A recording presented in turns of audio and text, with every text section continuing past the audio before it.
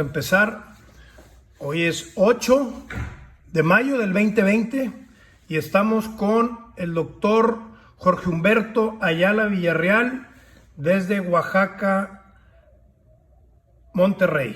Nosotros en Monterrey y el tío Jorge en Oaxaca. Buenos días, tío, ¿cómo le va?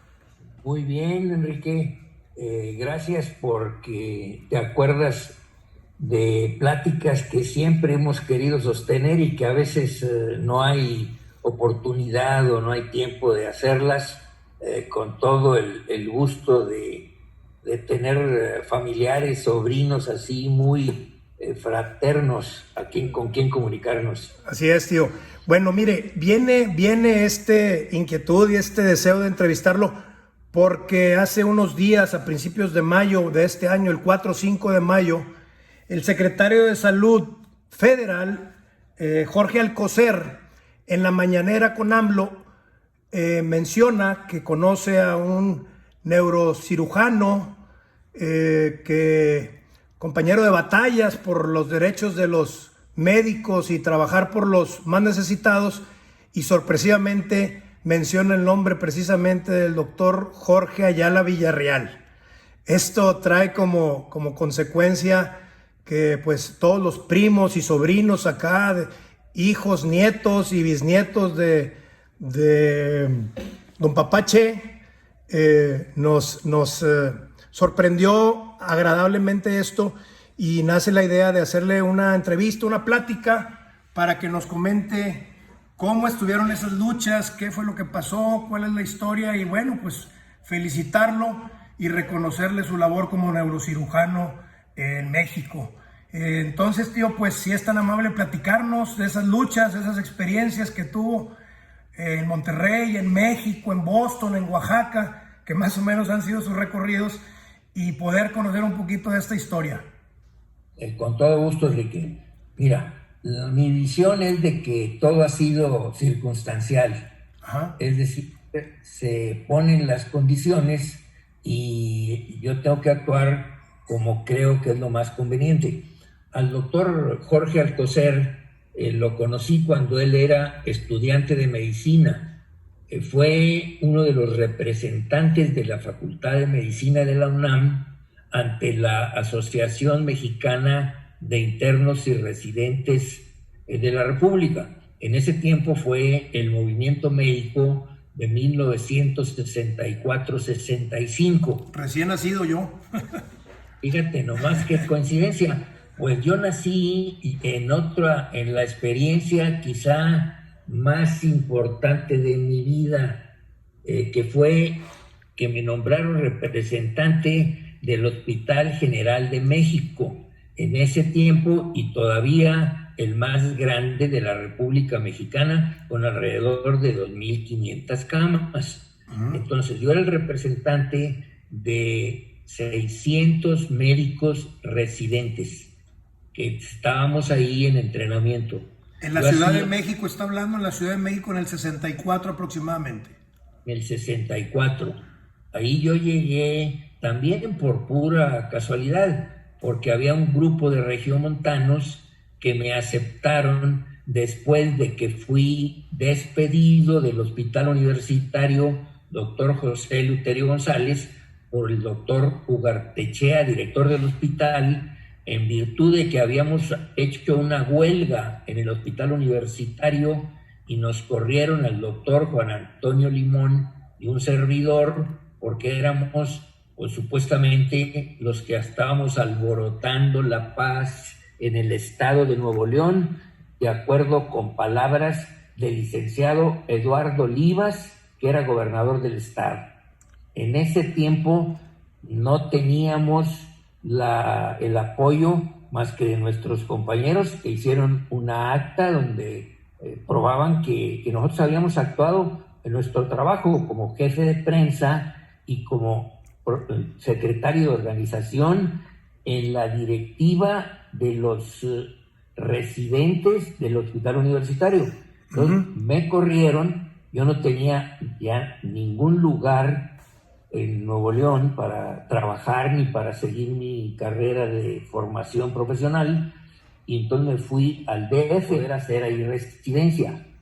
Y como en el examen que me hicieron no consideraron que era tiempo de que hiciera mi residencia en psiquiatría, me fui al Hospital General, donde había unos amigos míos muy entrañables, de los cuales pues la mayoría ya falleció, todos regiomontanos. Había 4 residentes de neurocirugía en el Hospital General que dijeron: no, hombre, vente, habla con el director y consíguete una carta del doctor,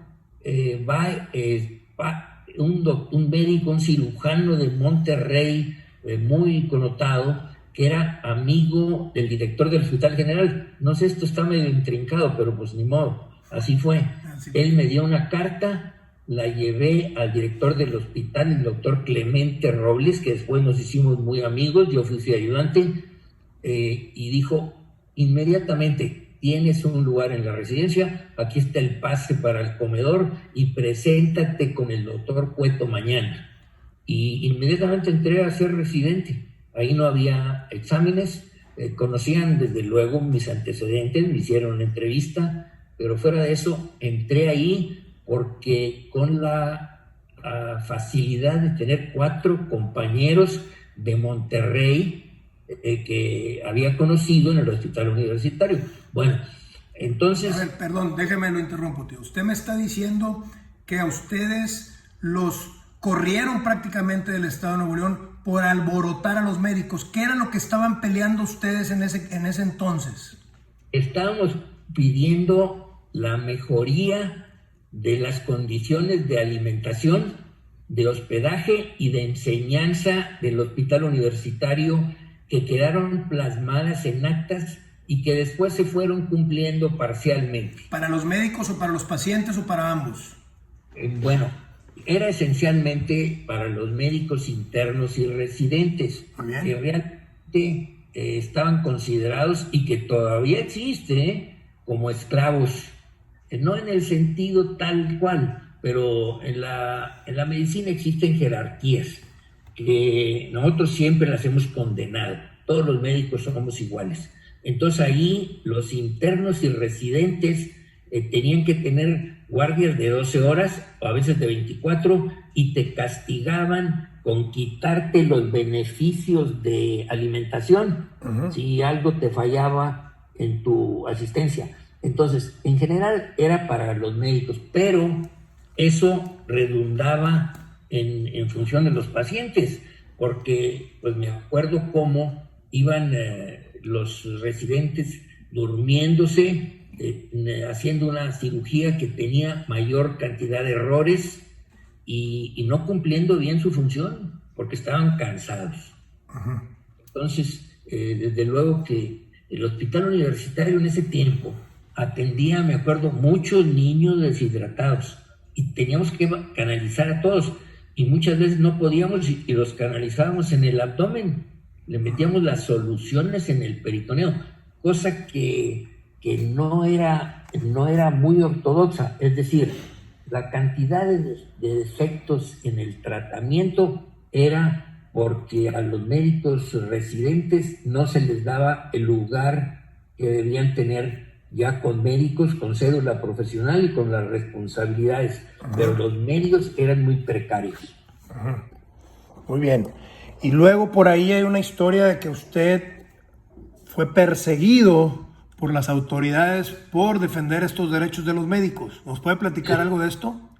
Me corrieron del hospital a Limón y a mí. ¿En la Ciudad de México o en Monterrey? Monterrey. Muy bien. Luego en México estaba yo de residente de neurocirugía y empezó el movimiento médico. Ese fue un movimiento nacional que en ese tiempo juntó más de 30,000 médicos, ¿eh? Teníamos representantes y los de Nuevo León eran uno de ellos en todos los estados de la República. Bueno, y este era un médico de médicos residentes también pidiendo las reivindicaciones en el trabajo, que nos dieran únicamente 8 horas, que nos dieran todos los elementos como ahora el uniforme, los insumos, los aparatos que necesitaban para atender a los pacientes. Es que la salud en México es muy deficiente. Todavía.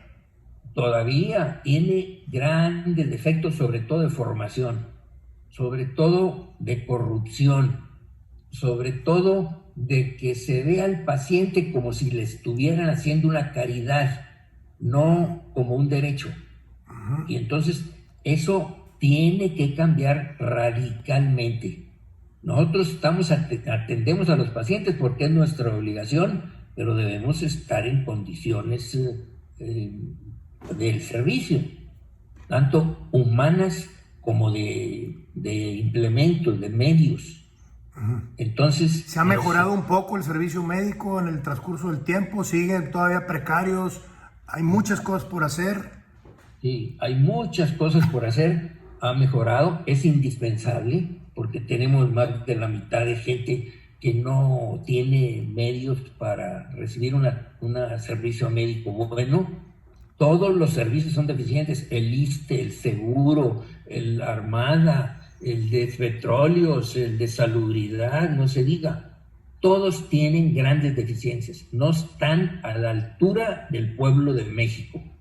Y desde luego se van corrigiendo y hay gentes, pero esta tendencia antes de la Cuarta Transformación era privatizarlo, a que cada quien se valiera por sus medios, cada quien se hiciera responsable, cada familia pagara, cada individuo tenía que valerse a ver cómo, o con palancas o con dinero, pero cómo atenderse en cualquier institución pública. No había lo suficiente. Y subrogaban y hacían, pero todo con un burocratismo que costaba la salud y la vida de muchos mexicanos. Y apenas estamos mejorando. La relación con el secretario de Salud a nivel federal, Jorge Alcocer,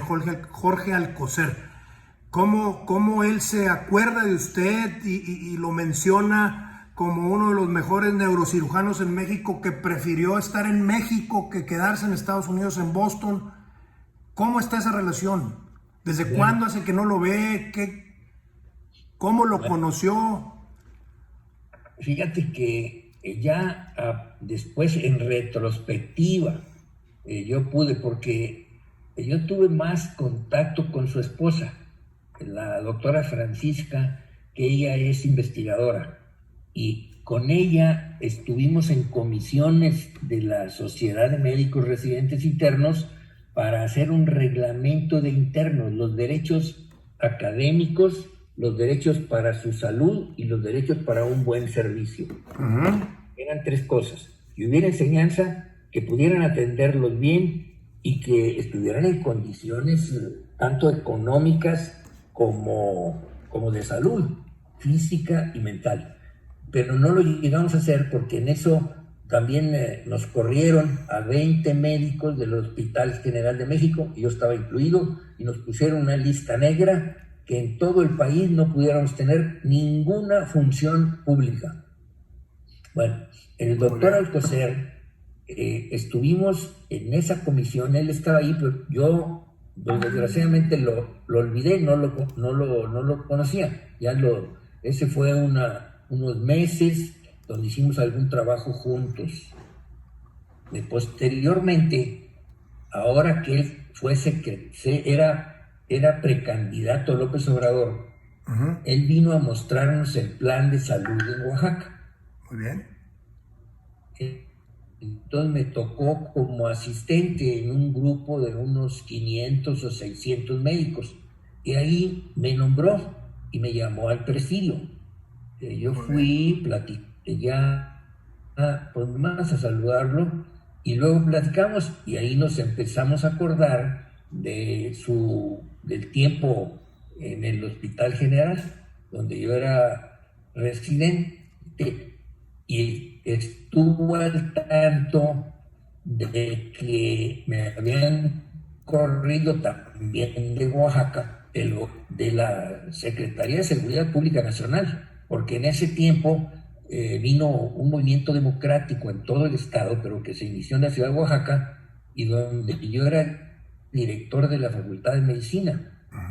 Ahí me trataron de secuestrar, me quemaron un coche, bueno, todo eso fue conocido, pero como todos son cosas muy restringidas, se conocen los que estaban interesados.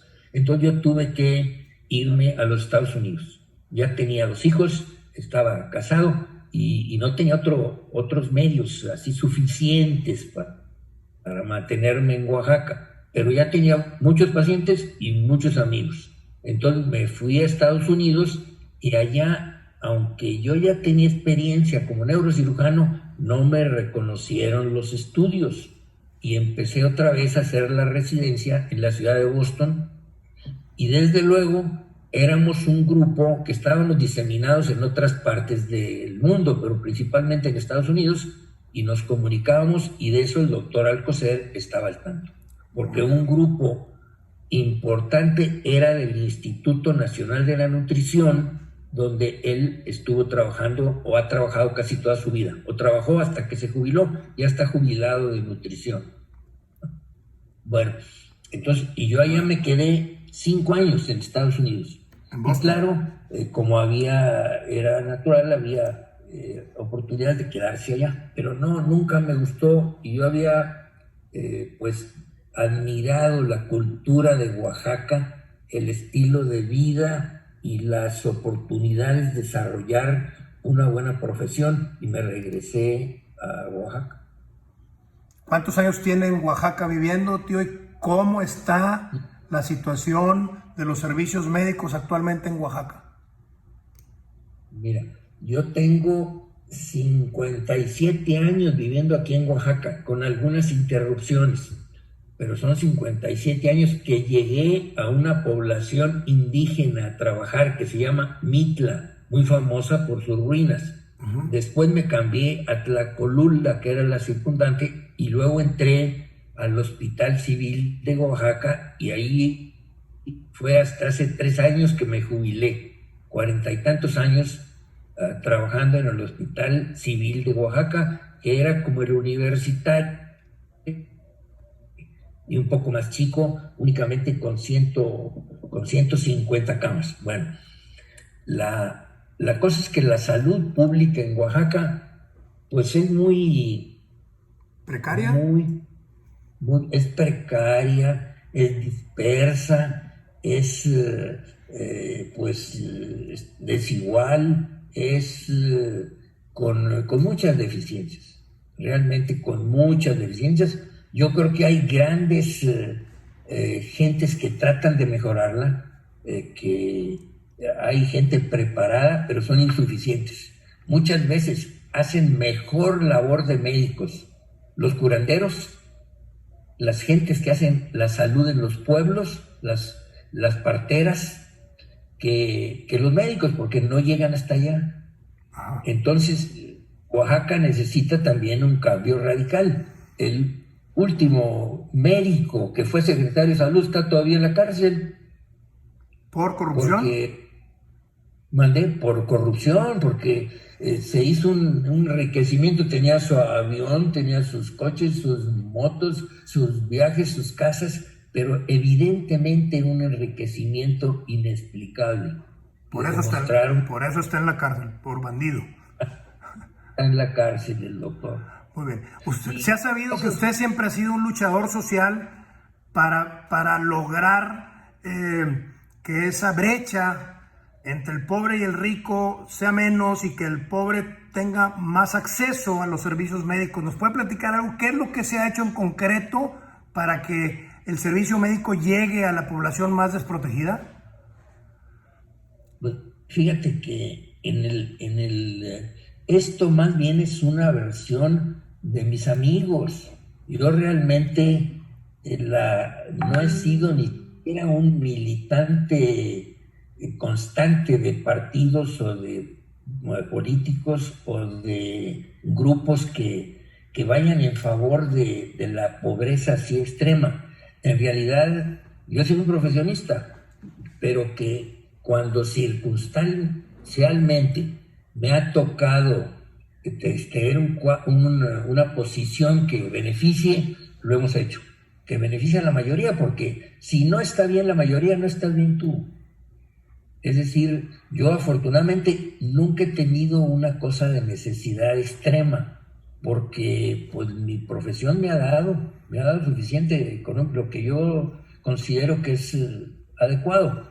Pero, y realmente fíjate, desde que estaba en Monterrey, después de la prepa, me invitó el doctor José Ángel Cadena. No sé si tú, es una familia pues muy conocida en Monterrey, pero él murió en un accidente hace ya más de 30 años.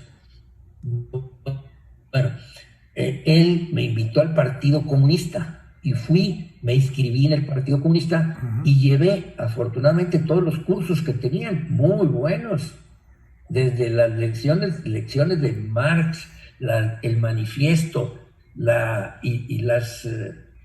pues las bases del comunismo, que en ese tiempo pues después supimos grandes desviaciones, y yo más bien participaba en la parte teórica, aunque entré a algunas manifestaciones y haciendo algunas declaraciones o manifiestos, pero nunca fui un militante muy asiduo, porque me quitaba el tiempo, las cosas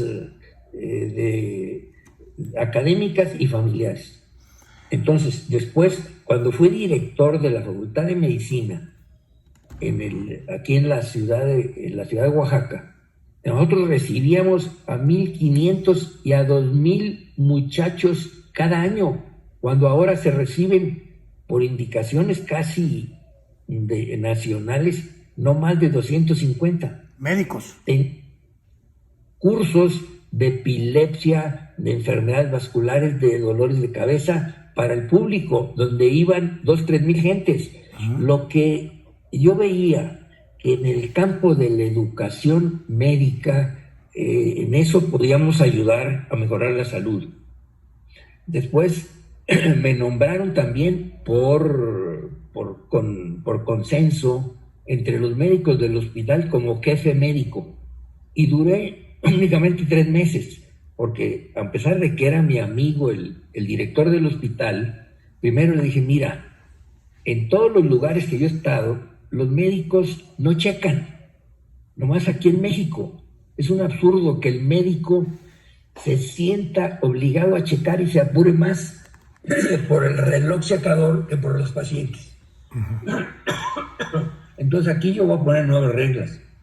Las puse, pero hubo algunos médicos que empezaron a protestar, y entonces se creó un ambiente, sobre todo un grupo político priista, que era el jefe de ginecología, que me empezó a querer levantar a los demás trabajadores, de manera que en una mañana me llegaron ahí 50, 60 compañeros que trabajaban en limpieza, que trabajaban en camilleros, auxiliares en cirugía, etcétera, diciendo que por qué les había quitado el reloj checador a los médicos.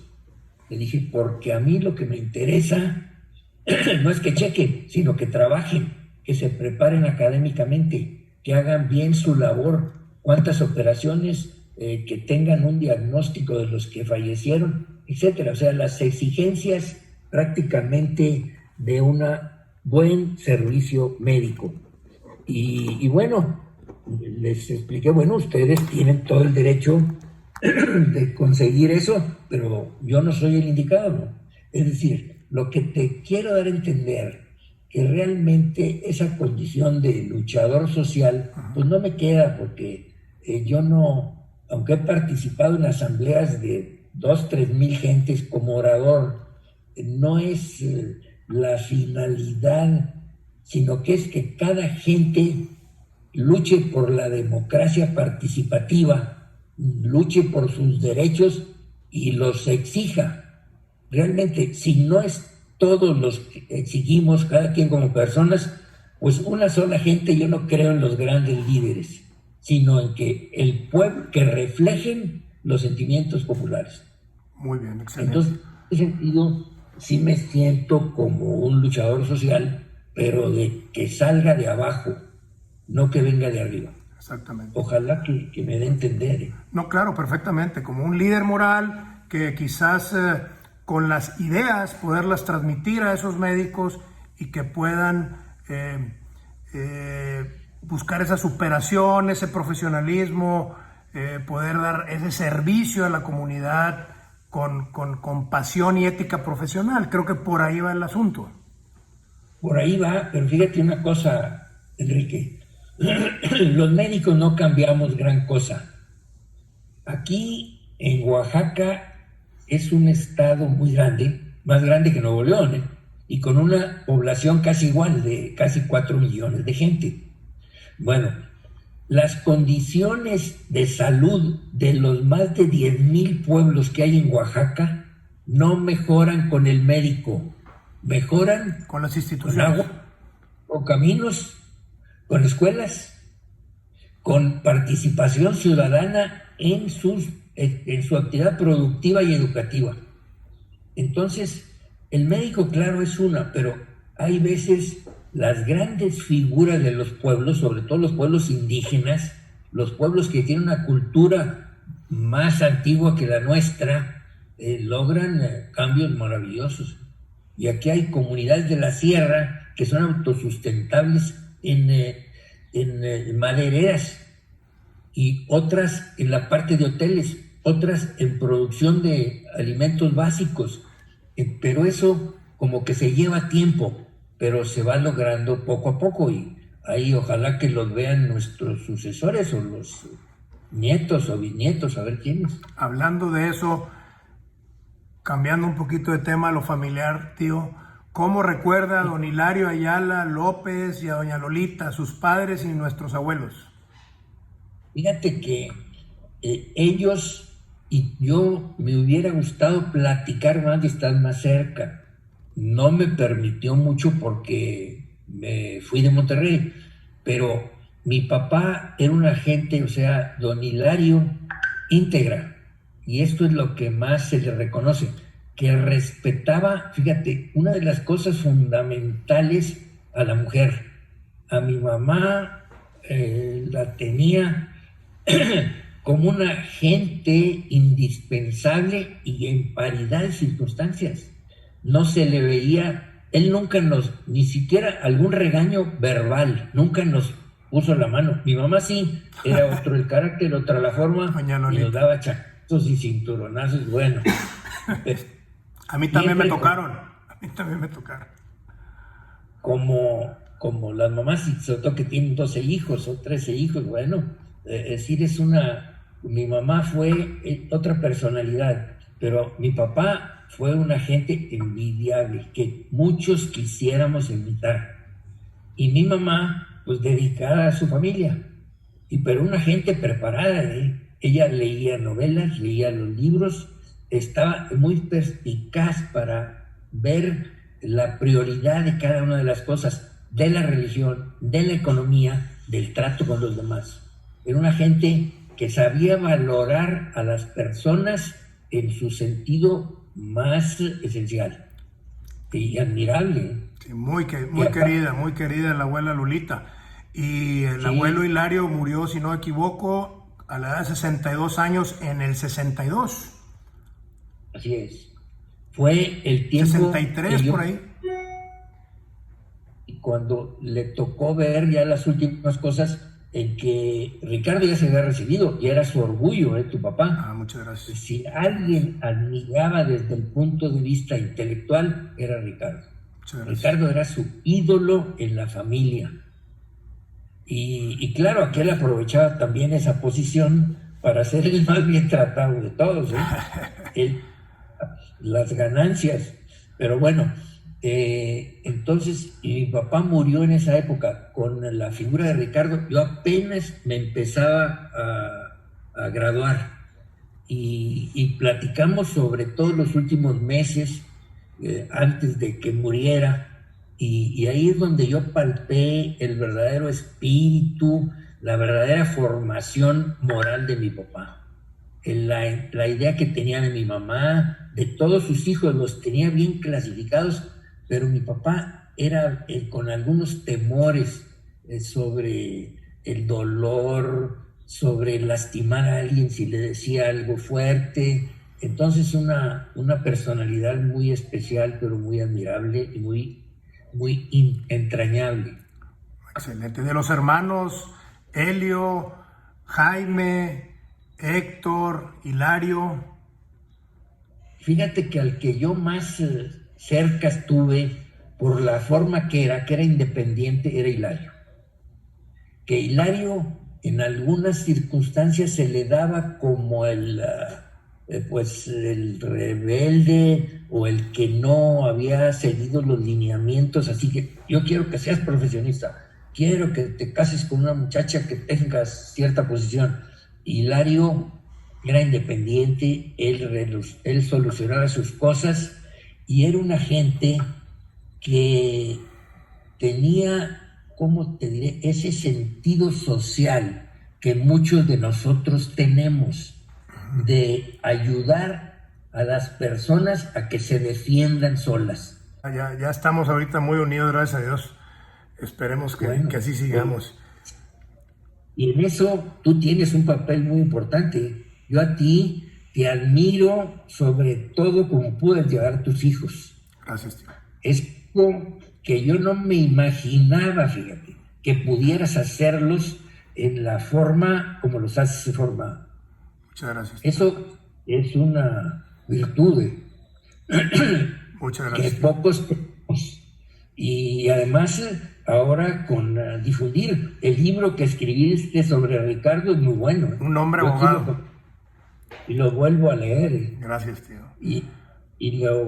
Desde luego ahora con que tengas comunicación con todos los primos.